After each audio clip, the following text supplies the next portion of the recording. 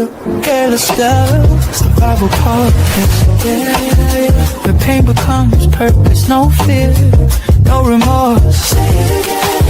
Through the pain, through the fire, through the worst of my day. We made it. I found purpose in the breaking. Right there. Survival isn't a whisper. No. Bro, if you listen, you survive. Still breathing, still alive. God never wastes the hurting.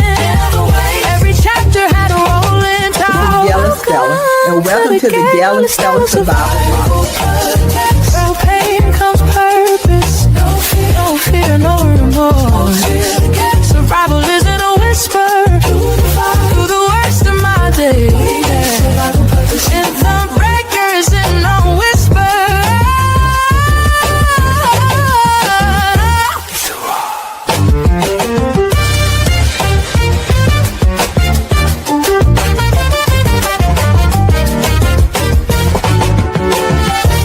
Hello, everyone. This is Gail Estella, and welcome to the Gail Estella Survival Podcast. Here's where we turn pain into purpose, because survival isn't a whisper, it's a roar. And before we get started, there are a few things I need from you right now. The first thing is, will you please go in, like, share, and subscribe to the Gail Estella Survival Podcast. Secondly, where are you tuning in from? I'm here in Aiken, South Carolina. Put in the box below, in the comment box below, where you tuning in from. Are you following me on all of my social media platforms? If not, will you please do so at Gail Estella? And lastly, Through It All by Gail Estella. Have you purchased your copy yet? If you haven't, it's not too late. You can go to truevinepublishingcompany.org, Amazon.com, or anywhere books are sold. Now we're getting ready to get started. This lady that I'm interviewing tonight, I remember meeting her when I worked at Antonio's Hair Design in Rock Hill. I remember her coming in, and the first thing I noticed was her beautiful smile. And the second thing I noticed was like, Dad, she's in good physical condition. Yes, she still is. And you're going to get to see that smile tonight, Miss Cathy Crawford. Hey, how are you doing? I am doing blessed and just thankful to be here.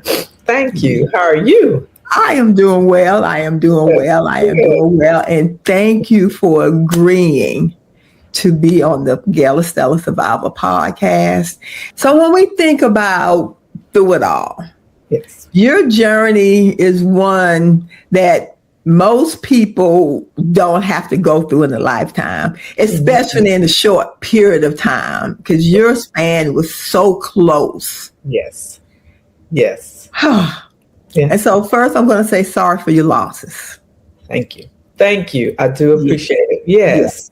Yeah. And let's start with your brother. Let's talk about him. Pernell Frazier Crawford, better known to everyone as Pokey, but it was Pokey with a G, P-O-G-G-Y, which I didn't know, P-O-K-E-Y, but I always called him Pokey, P-O-G-G-Y.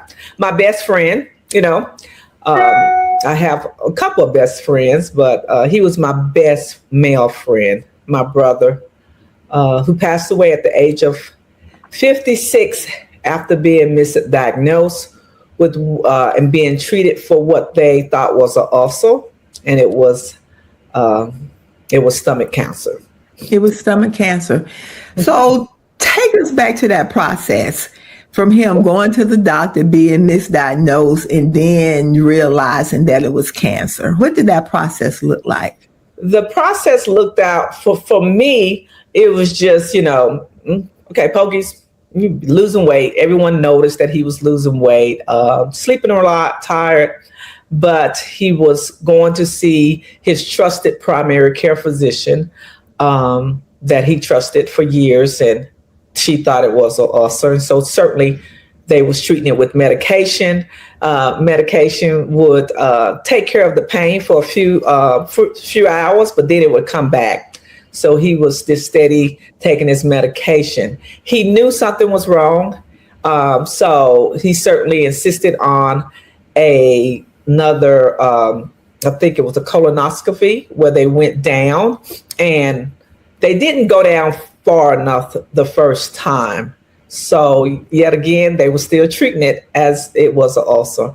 But one of his friend girls, who's a great family member who helped me throughout a lot, she stated to Pokey, you need to go get a second opinion. Mm-hmm. And so he did. And they went down a little bit further. And when they went down a little bit further, they identified it as cancer. I will never forget that day. I was in the line at Starbucks getting my favorite coffee, Grande Cinnamon Dolce Latte, on my way to my part-time job. And he called me. And of course, I answered the phone with my laughter. Hey, Poggy, what's up? And so then he hit me with the news. And so that started this journey that I've been on for 5 years now. 5 years. Yeah. So let's go back.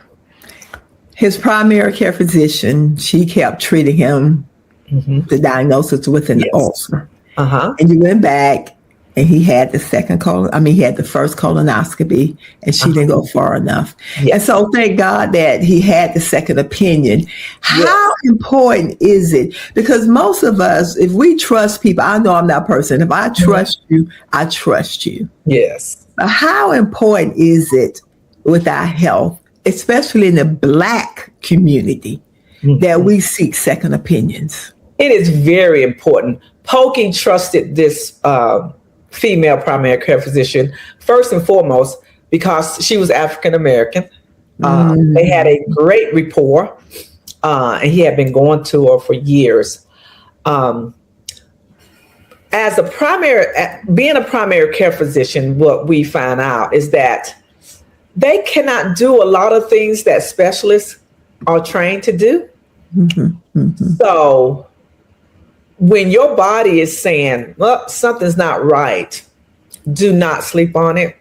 Do not look at the fact that, hey, I got this primary care physician that I really like, and she's been trust. No, she would never steer me wrong. And she didn't steer him wrong in hindsight, but he knew something wasn't right. So once you get that first instinct, I often say to my kids and to people that I used to provide therapy to, you always have that second twin inside you. You always have that second person that lives inside of you. And that is, I feel like that is the person that is saying, that gives you a little tingle here on the back of your neck, a little nervous tension in your stomach. It tells you something's not feeling right. You need to listen and not brush it off. So certainly I wish, it would have came sooner than later, but don't question God. Yes. And he did go and get that second opinion. Yeah. And so once he called you and told you that it was cancer, take us through the process. I screamed. Because when you hear that C word, and not all the C words is a final end. Death sentence, yes. Yeah. But I screamed, and I couldn't go to work. So then I was put in the position by him on the phone to go and tell our parents. Oh. He immediately said it right then and there. I'm going to need you to tell mom and dad. And I was like, took a deep breath. And I said, okay. So and where did you get the strength from to do that? I didn't know. It came from I think it just came from always being raised to be independent and strong-minded, being an athlete, of course, so, and being a communicator, I guess, Yes. So I knew I had to do it. I just didn't know how I was going to do it. I can be long-winded, and take the scenic route instead of coming right out. And so I had to come to our family home and gather them up. And they was going through, once again, their own, ailments and stuff like that, sickness and stuff. So my mother had lymphedema, so it was hard for her to kind of walk around, but I did it. I sat him down and I told him. So that was the hardest thing to do. Pokey was really close to my mother. He was a mama's boy, whereas I was a daddy's girl. So I did it, and that just started the journey of what do we do? What is required of me next? So the next thing I had to do is ask him, where are we going to do the treatment? What do you want to do? And he was like, I just moved into this area in Clover, South Carolina. I need to see if I can get out of my lease. And so I need to be moved home. So we moved him home. We moved him here. And, so moved into the back room. And that's where, he continued to work. He was working at Frito-Lay, had been there for some time, was really, productive and had did, amazing things and was really doing good. So that's what the whole picture looked like. What do we do? What do we do? What's the next step? Yeah. Because I can remember someone saying when AJ was diagnosed with cancer, you go through your moment of crying. You go through your moment of the grieving part, the questioning part, and the C word, because of course we always think about death. So you get to feel those feelings for a little while. But then you have to put on your boxing gloves and put on your boxing boots. It's time to fight. Yeah, it's time to fight. It's time to fight. And we never mentioned death. We never said, you're going to die. We said that, hey, you got it. We're going to do what we need to do. And we're going to fight this. Yes. And I remember him saying, I need you to be there with me. Whatever it took, I was going to be there. So I started the journey of just, bagging away from some of my hours as a therapist and, still working my part-time job, because that part-time job took away some of the mental things that I was going through as a therapist. It was more relaxing. I could refresh. So I stayed there, but they knew up front if ever he needed me, I was gone. So I just started the journey of just going with him on numerous doctor's appointments and, examinations and things of that nature. And the one thing that Pokey said to me, I don't want you to ever lie to me. Don't ever lie to me. I need you to stay. If the doctor shares something to you one-on-one, I need you to let me know. Ooh, to say the least, that didn't happen. I couldn't bring myself to tell him when we went to Charlotte to the specialist to see what stage he was at. Yeah. Certainly, they wasn't going to be able to tell us on the first visit. They would have to do some exploratory surgery.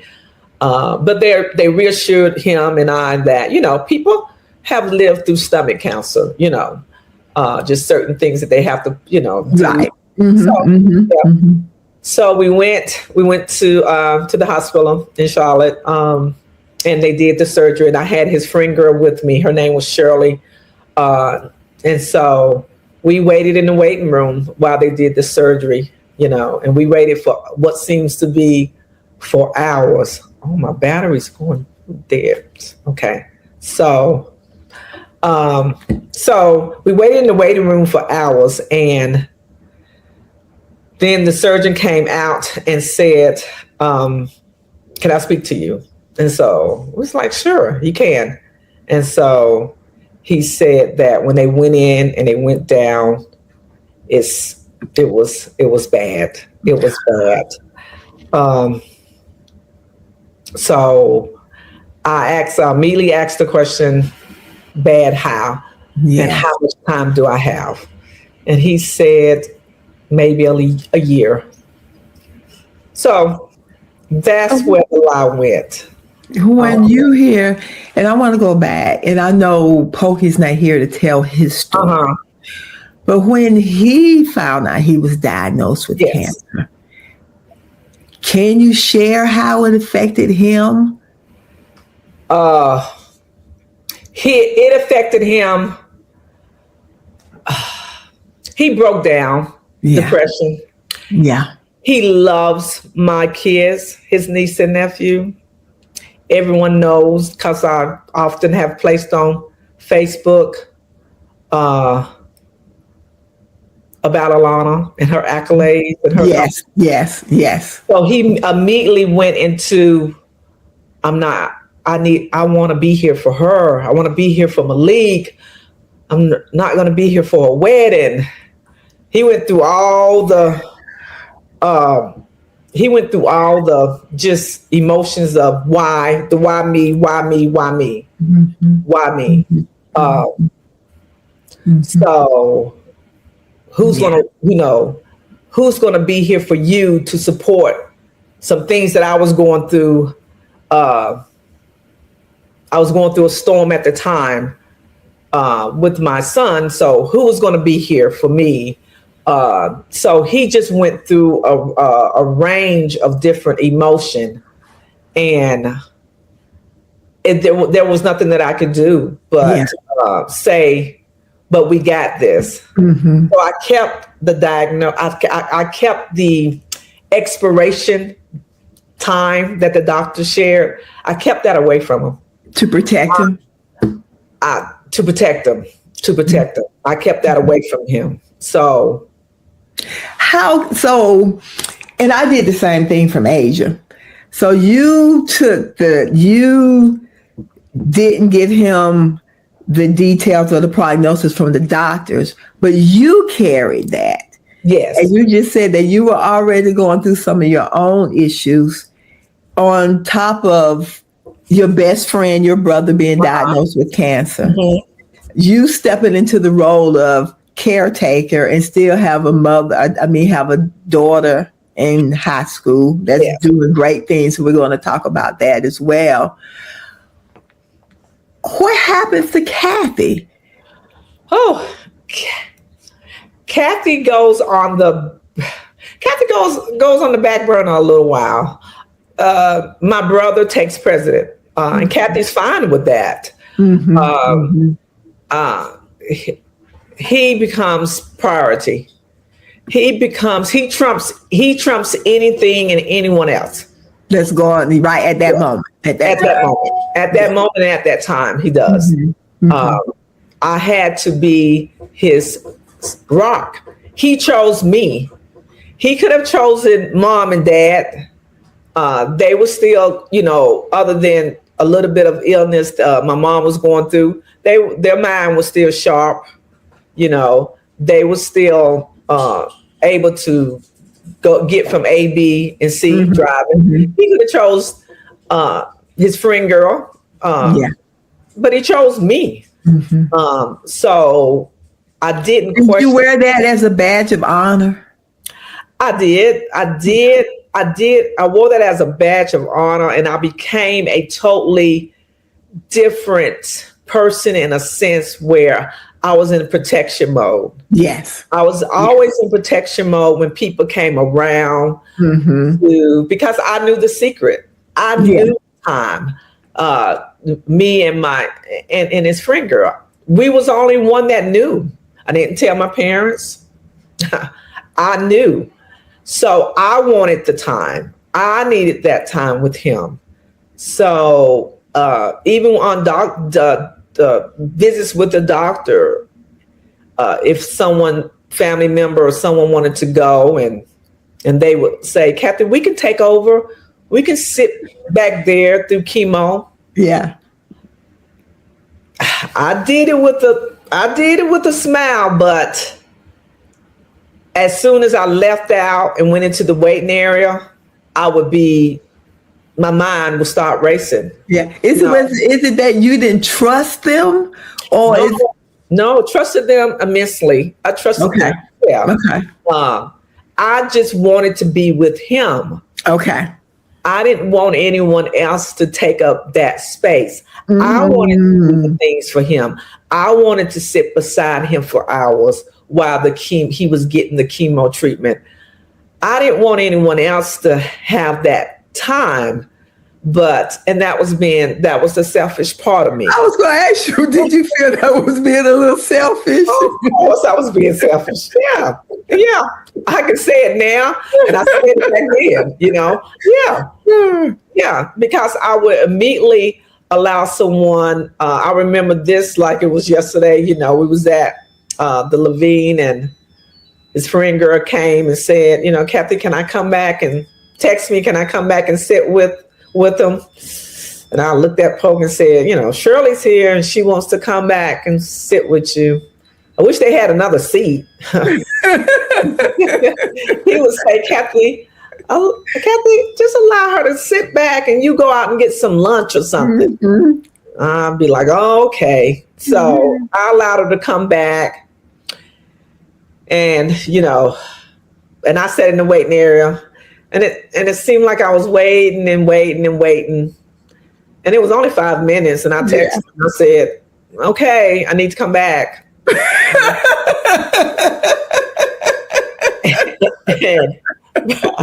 So she happily, without any, anger or whatever, she was like, okay, Cathy, she got it. Then she showed you and said to you, because she was probably feeling some kind of way. Yes.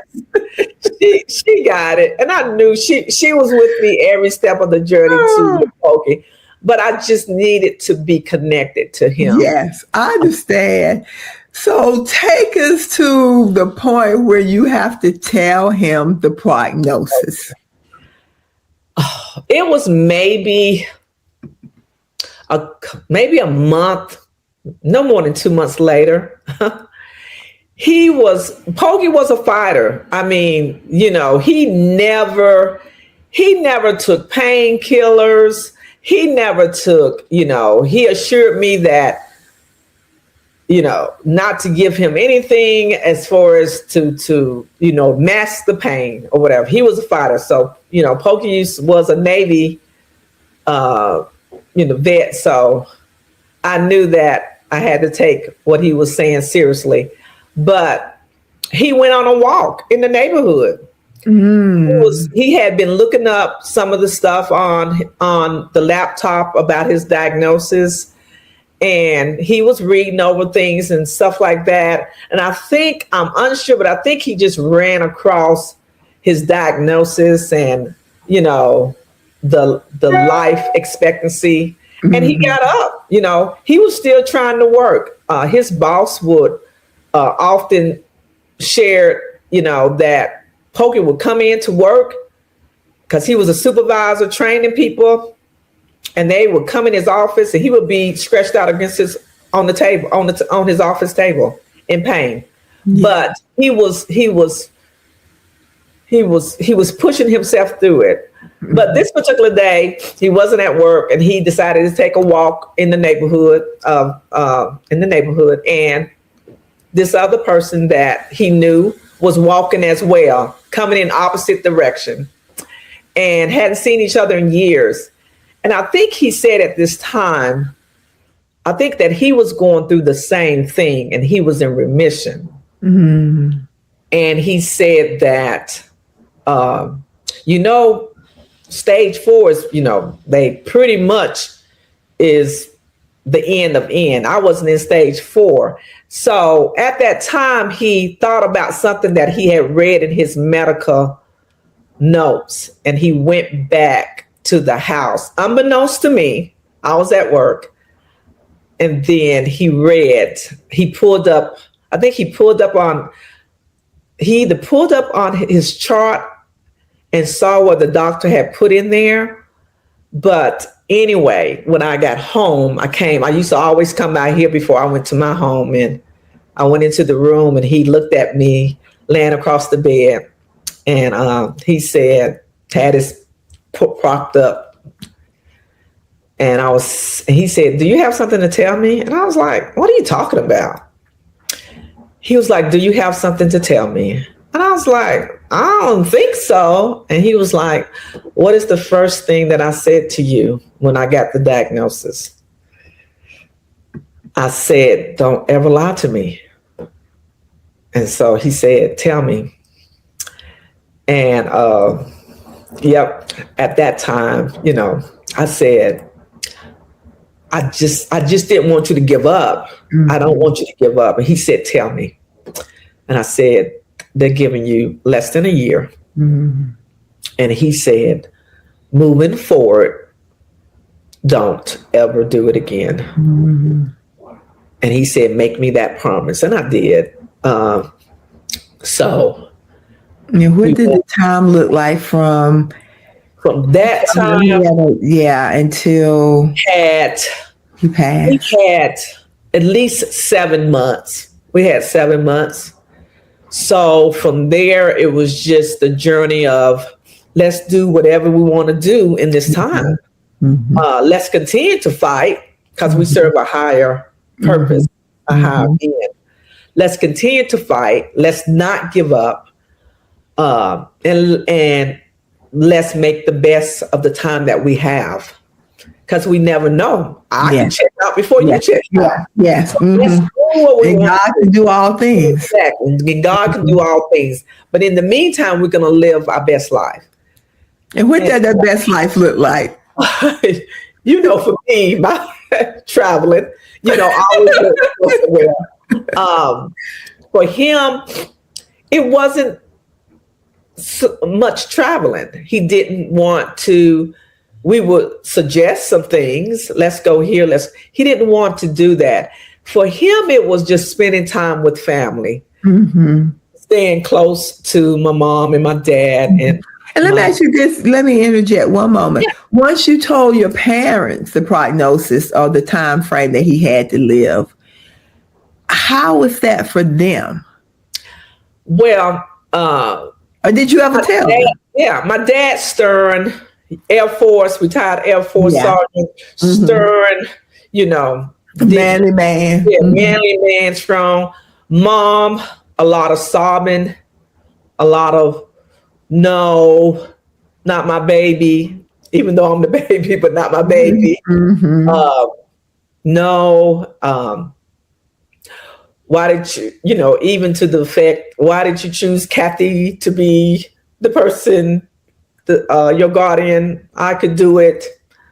So hers was a lot of just snuggling, wanting to be around him too, which I get as a mom, and a lot of whys and crying. Yeah.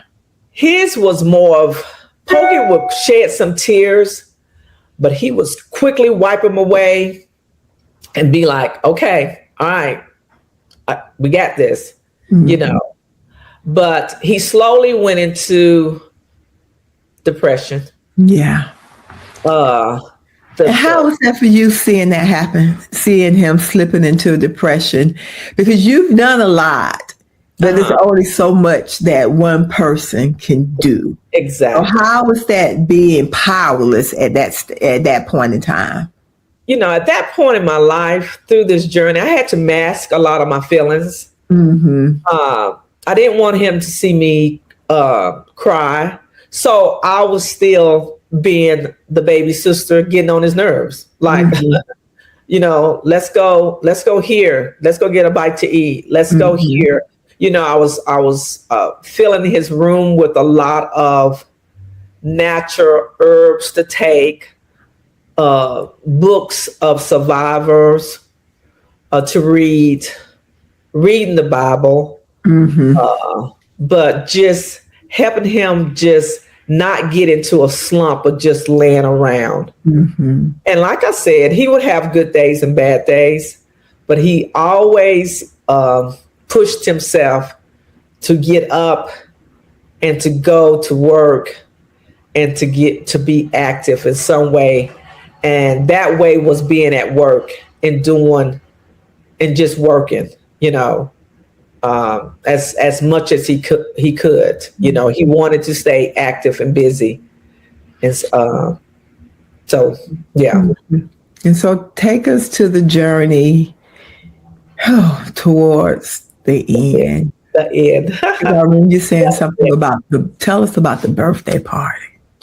Yeah, the birthday party. So yes, Pokey, and I think the piggyback, Pokey diagnosis came during the time that the world was going through COVID. Okay, yes. So COVID for me, even before the diagnosis that my brother gave, changed my views on the world as I see it, even to this day. Mm-hmm. COVID took a lot of innocent people.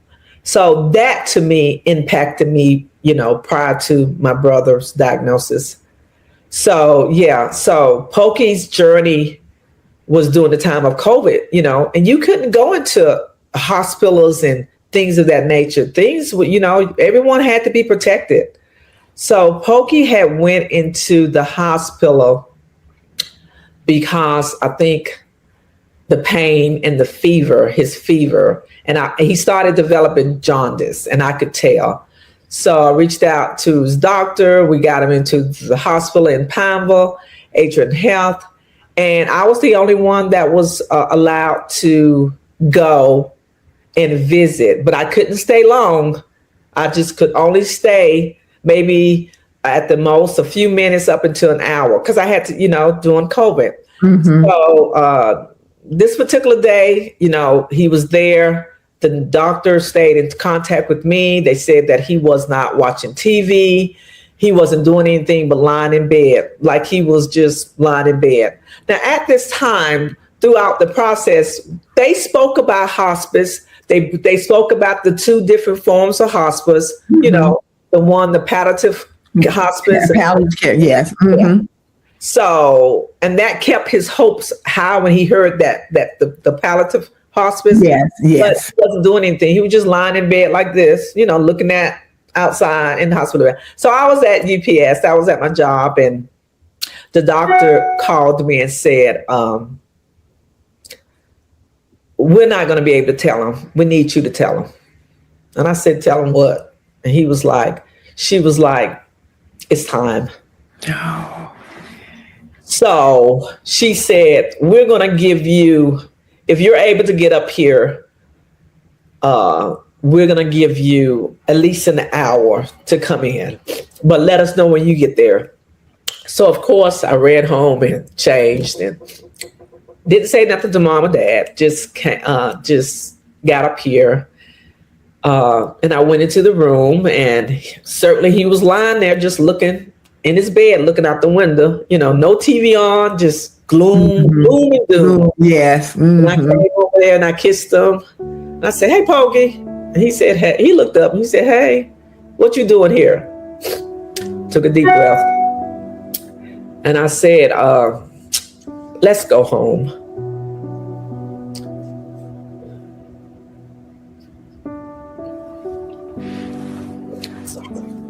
It's okay, baby.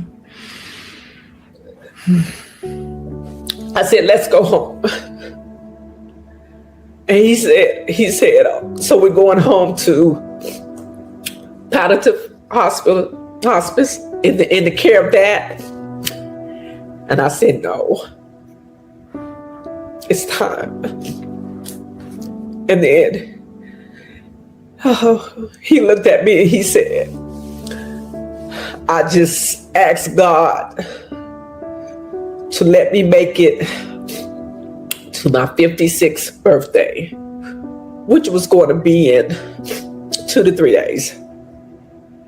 He said, if I could just make it to my 56th birthday, Cathy.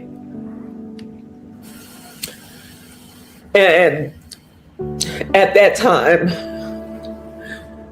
I told him he was the best brother a girl could ever have. And that we was going to be okay. And I would keep his, I would make sure that his son, that I played some sort of part in his life, and that I loved him. So I kissed him on his forehead, and I said, I can't stay long. And so I went downstairs where the doctor went out and met with the doctor. And she said, we're going to go ahead and arrange for transportation. And at that time, we didn't have a hospital bed or anything. So that came very quickly within the next couple of hours. And so I called some of my family members, my cousins and stuff, Darlene, Darlene Belton, who was a big help, and Jackie Wise, and told her what was going on, and they got there. And once again, I wanted my hands in everything. So, wow. I was at the hospital, they was here rearranging furniture. And I knew exactly in my mind where I wanted his hospital bed to be. Right. Yes. You know, and so they was doing something that I didn't agree upon, but I know they was just trying to help. Yeah. So I made a call and said, what are you doing? Well, Cathy, we just, no, leave it alone. I got this. I needed to do everything. Yeah. I needed to do everything. So why do you feel you needed to do everything? Is it because he appointed you, or? Yeah. I don't want to use the word control. It's just that you wanted to make sure everything was right for him. I needed to make sure, sometimes I can be a perfectionist. I needed to make sure everything was right, sanitized, clean, perfect when he came home. I understand. And certainly I went back and apologized immensely for my behavior, but I needed to be the one to do all this. I had to stay busy, to keep my mind. Yeah. I had to stay busy. But we got him home, got him comfortable. And at that time, the door was open for people to come in, to talk, to sit, to share, and just be with them. And I stepped away, and I allowed that. I allowed that to happen, for people to be there with him. I think my parents' home was a open door, 24/7.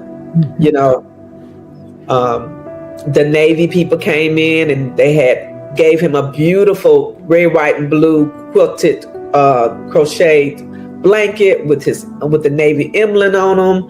The pastors came in. The pastors was here and people was praying. And my mom, she became very difficult in walking. She was relying more on the walker, but she would sit in the couch in the living room with them a lot. My dad, Stern, would just come in being dad, hey, Pokey, Did you ever see your father break down during the time? My father never broke down. Nope, never broke down. So I gave him a small surprise birthday party here. And that was a good day for him, They often say they bring you back before they take you away. So that was a good day for him. He got up, he got dressed. They had trained me in changing the tube that was in his stomach. They had came in and helped me do that. So he got up and he came in the kitchen and in the den area where people was here, and they just loved on him all over. Everyone was loving on him, his co-workers, family, and friends. And I stayed outside the doorway, just looking at him and making sure that he was okay. Then when I saw that he was growing tired, I intervened and said, Pokey, let's go get some sleep. Let's go lay down. Because I remember during our conversation, you said he called for you. Yeah. During the time of his journey for that whole year, he wouldn't ask for me because I think that he always knew I was going to be there. But I was jealous. jealous. He had one friend girl that sat by his bedside day in and day out, even in the hospital, day in and day out. Then his friend girl, his good friend, Shirley, but he wasn't asking for me. So that made me feel a certain kind of way. But his friend girl said to me one day, she said, Pokey is going to ask for you when you least expect it. And I would just shrug my shoulder and be like, oh, okay, whatever. But this particular time, when we got him back in the bed, and everybody was loving on him, some people had left. Me and my mother had got into a little tiffiness, because that was her son. And I loved my mom, but I knew Pokey was her favorite. And I'm okay with that. But I went to get a breath of fresh air on the back porch, on the deck. And then his friend girl ran out and said, Cathy, something's going on. He's calling for you. And I ran into the living room, and Pokey was in what we call the state where he was just wailing, arms trying to get out of the bed. And no one, even though that living room was full of people, I mean, we had my mom was sitting on the couch, my dad was, his friend girl was there, then Darlene was there, and he was just wailing. He was calling me, and I ran in there, and I saw it, and he had a tube coming out, and I think that's why people were just like, I don't know what to do, It wasn't a second thought. I grabbed Pokey like I was a man. I grabbed him by his t-shirt, and I just yanked him towards my chest. And I immediately started rocking and just soothing his head and said, it's going to be okay. It's going to be okay. We're going to be okay. I love you. I love you. I love you. And then Jackie was like, oh my gosh, Cathy, he's sleeping. You gotta calm down. Oh, that was so beautiful. That was profound. Yes. And then let me interject, because when you say everyone was watching and he called for you, he knew. He knew. You were the one that could give him what he needed, give him that peace that he needed at the time. He needed, yeah. And I didn't know, but now I do now. And he went to sleep, and he didn't go that day. He didn't transition that day, but he transitioned later on that night when more people came in and thought he was just resting. And Pokey would sleep on his back like military, like this. And he made me promise, don't you give me morphine. Don't you give me nothing. And here we are just laughing and talking about trips that we're taking and things of that nature. And I was keeping my eye on him. And my daughter got here. She had went and got her nails done. And she was just like, I need him to hold on. And I was staying in contact with her and my son, saying, I need y'all to get here. And they did. Oh, how he loved them so much. But when they arrived, my son was walking around his bed, and he looked up and said, Mom, I don't think Uncle Pokey is breathing. And then I jumped up and I ran over, and yes, he had gone. So for you to be there, because you were there from the beginning. Yes. For you to be there in the end, or at the end. What did that mean for you Ooh. to have been there through the whole journey and to be there while he took his last breath? It meant, you know, it meant the world to me to have been by his side every step of the way, to be the one that he could have chosen anyone. Mm-hmm. To be the one that was chosen to be his rock, to be there through this journey. It meant the world to me. At the time, I didn't know it then. Mm-hmm. Years later, I didn't know. Those are conversations that I had with God when I used to say, why me? Sometimes still do. But I knew that he needed me. And he knew that I needed him. I like that part. How did you need him? Oh, gosh. I still need him,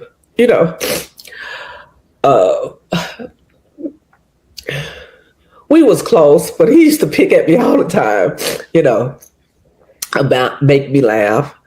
He instilled in me the way that I should be treated by, Mm-hmm. people, by male, Mm-hmm.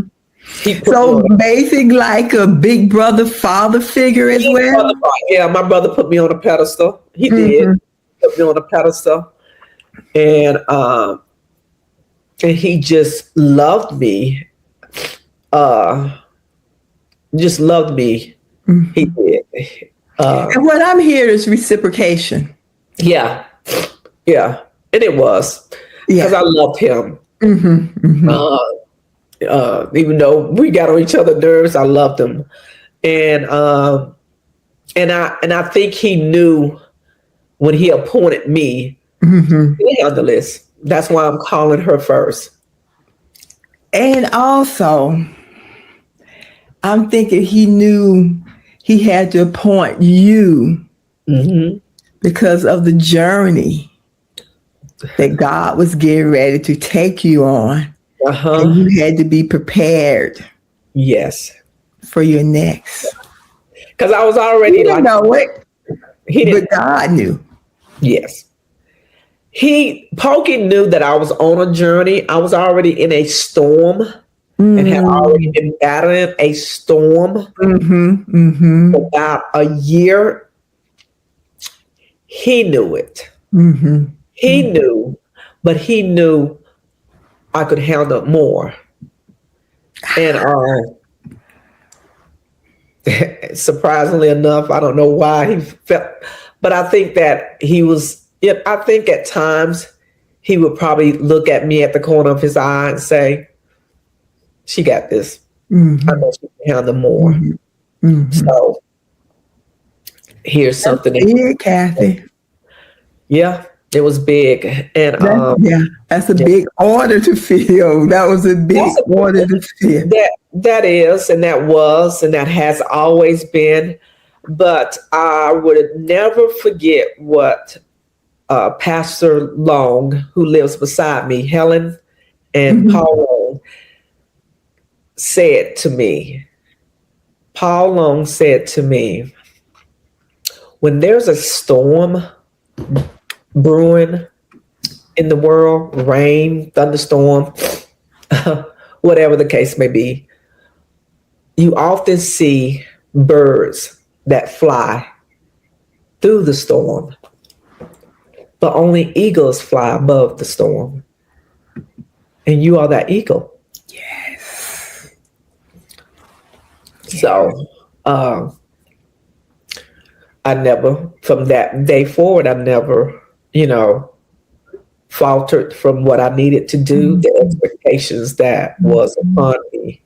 I just knew that I had to lean on God for understanding and continue on. So, how did your relationship change with God? Did Did it increase? Okay. It most certainly did. It increased a lot. Because I had forsaken God, always was raised in the church, always knew of God. But sometimes we get, sidetracked and, we don't do what we need to do a lot as far as the praying and the reading and serving him and being a servant for God. But that day, I made a commitment that I would never forsake him. Because I knew when my brother transitioned on that the journey had just started.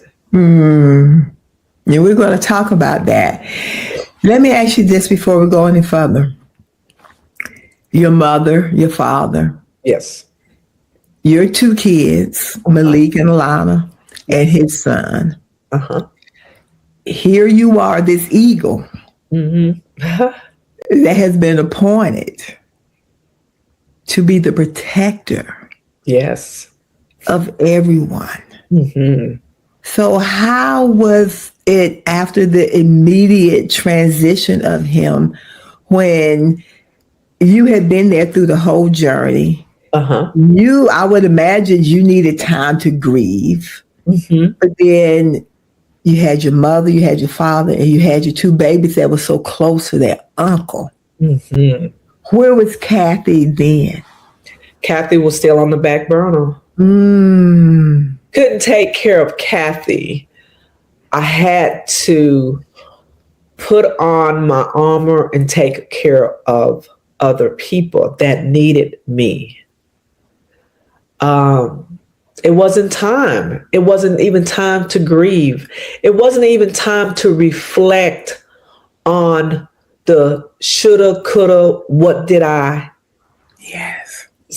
What I wanted to say to Pokey. Did you get to say everything to him that you wanted to say? I did not. That part sucks, doesn't it? I was going to say that. That part sucks. It sucks. Yes. It sucks. Did not get to say the things that I wanted to say to him, So if you could have said some of the things, and if whatever you feel comfortable sharing, what would have been some of those things that you would have liked to share with him? Some of the things that I often say that I say when I'm talking to him, other than the why. Why did you? I need you here. I need help with XYZ. Malik is taking me through it. I need you. What should I be doing now? How dare you go? I was angry. I was angry with God. I was angry at 56. Should I have sued? At some point he wanted to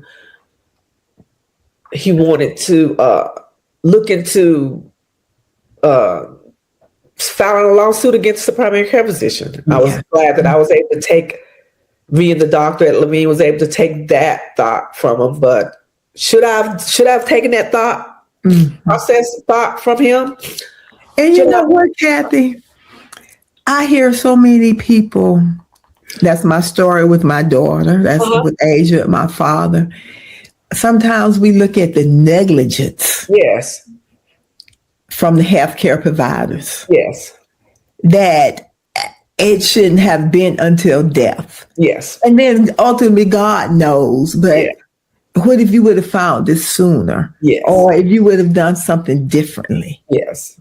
And we go back and we look at all that. And sometimes our hands are tied because who can go up with the health care, who can go up with the system. Oh, yeah. It's hard to prove malpractice. Exactly. And then you become angry at them. And that anger keeps you from grieving because you're angry. And then you question, well, if I would have done this differently, if I would have just asked this question, if I would have said this, and then you think about it, I'm telling you, you did everything you were supposed to do with which you had to do it with at the time. Yes.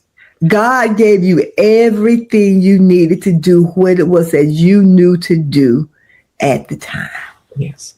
And I do. Yeah. And I have to tell myself that as well. Yeah. And I have to tell myself that, over and over again, that I hope I did the best for my brother. Even up to the end, we had the conversations. He was like, now look, I don't need you to have no big old, I know you, Miss Honey. And Miss Crawford. Come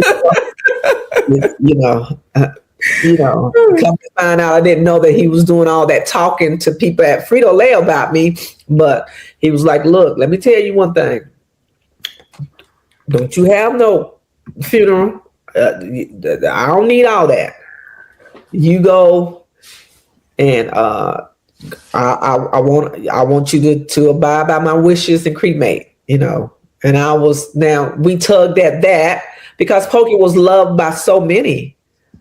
But I was not going to disobey his wishes, and I was not going to lie again. Because people ask me that. Why cremation? Because that's what he wanted. And that's what I was, people would look at the fact that, she cremated, him, because of monetary reason. No, did they have insurance? plenty, plenty insurance, and but that was his wish, and I'm glad I was able to carry that out for him. So, yeah. So I'm going to ask you a couple more questions, and we're going to have to do a part 2. Yeah, because we got a whole journey to talk about. We got 3 more people. And it is setting us up for your next.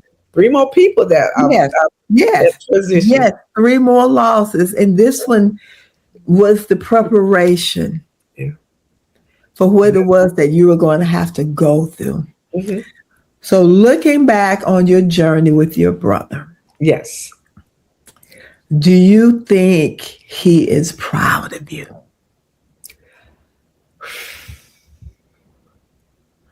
I often ask for all of them to come and talk to me, show me. And we're going to talk about Pokey because we hadn't gotten to everyone else yet.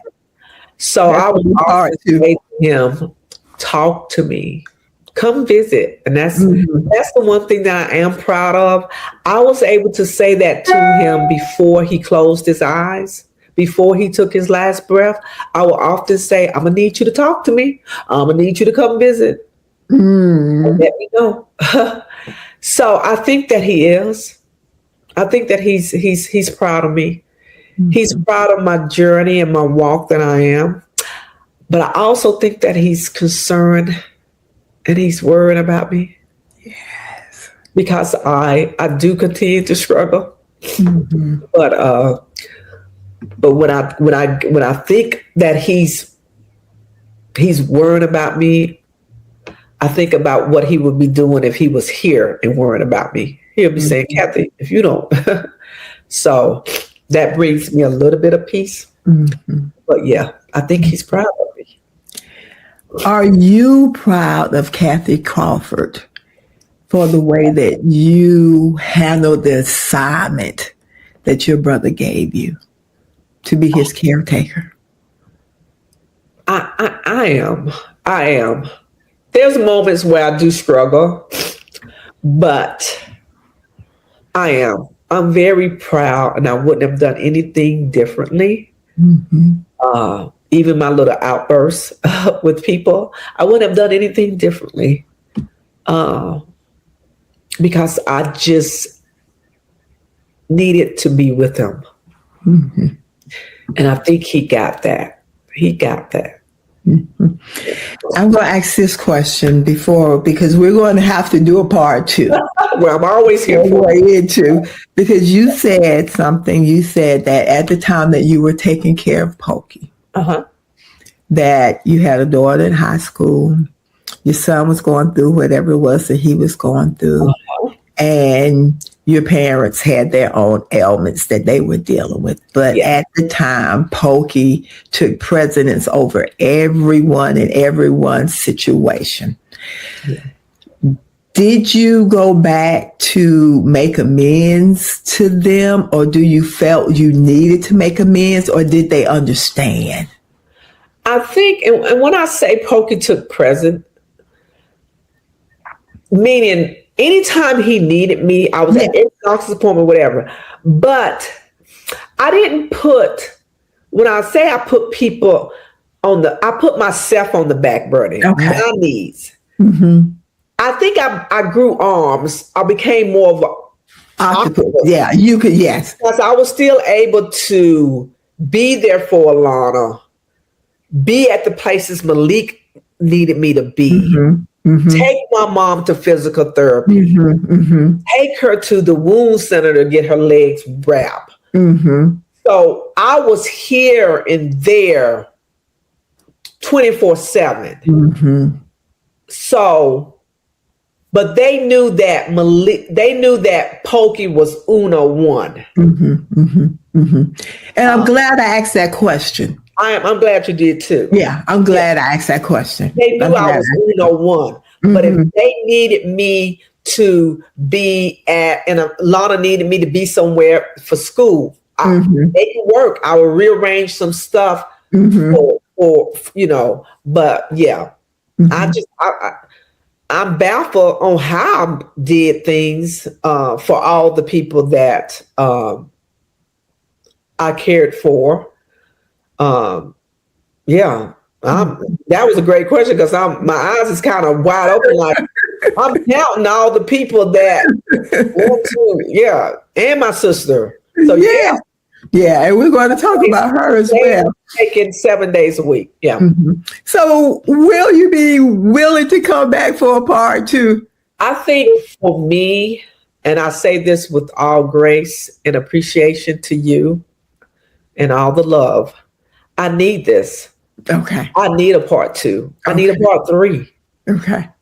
Because it's been suppressed. Mm-hmm. And I need to speak loudly about it. This is my therapy. Yes. So I thank you. And I'm honored if you will have me back. Yes, I will. I will. So I'm going to end the way that I usually do.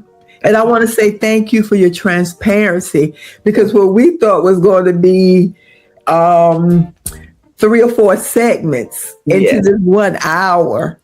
This 1 hour has been so good. It's going to help so many people. It has helped me. Oh, thank you. It has given me strength to know that whatever it is that I need to do, that God gives us everything we need to do. You know, he gives it. He's so loyal, and he elevates us from those birds flying through here, and he elevates us to be this eagle, because that's what we need to be at that time. Yes. This is the Gail Estella Survival Podcast. I would like for you to tell me 3 things, and we're talking about your journey with Pokey. Okay. Tell me 3 things that has helped you to survive. God, prayer, and my peace. Yes. God, prayer, your peace. Thank you. Thank you. Have a good night, okay? Bye-bye.